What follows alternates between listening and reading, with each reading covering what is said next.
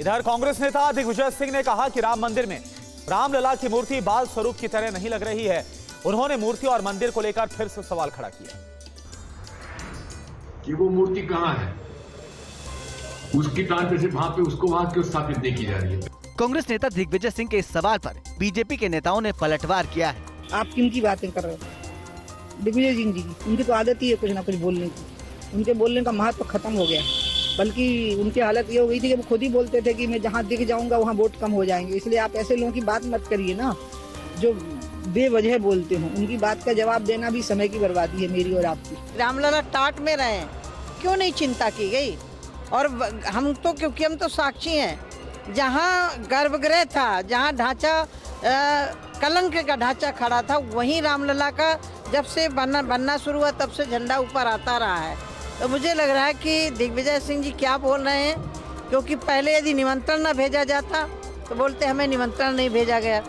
अब निमंत्रण भेज दिया गया तब उसको नकार रहे हैं। तो हमारे यूपी में कहावत है, बहेगा सांप छछूंदर केरी। सांप यदि छछूंदर को खा लेता है, वो पेट में निगलता है तो भी मरता है, बाहर फेंकता है तो भी मरता है। कांग्रेस के बड़े नेता भले ही रामलला के प्राण प्रतिष्ठा समारोह में शामिल नहीं होने का फैसला ले लिया हो, लेकिन कर्नाटक में कांग्रेस विधायकों में प्राण प्रतिष्ठा को लेकर जबरदस्त उत्साह नजर आ रहा है।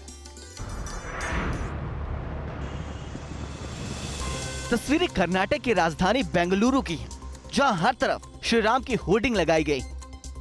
सड़कों पर बड़े बड़े राम की होर्डिंग के साथ स्थानीय नेताओं की तस्वीर भी नजर आ रही है।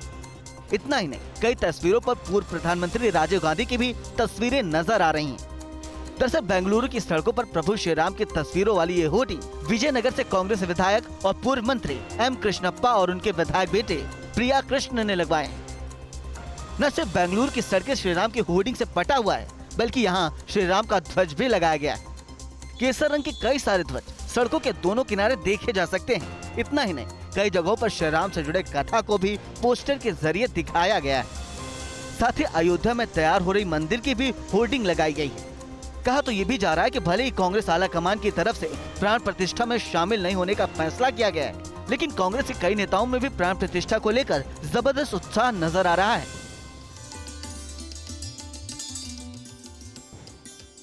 क्या उत्तर, क्या दक्षिण, क्या पूरब और क्या पश्चिम, पूरा देश इस समय राम में नजर आ रहा है।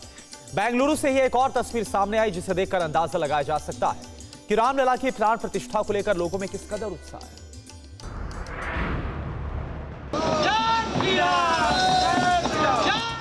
तस्वीरें बेंगलोर के कैंपागोड़ा एयरपोर्ट की हैं,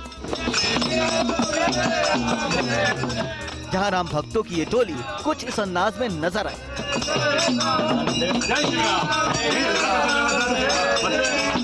हाथ में ढोल मजीरा और जय श्री राम के नारों के साथ लोगों का अभिवादन।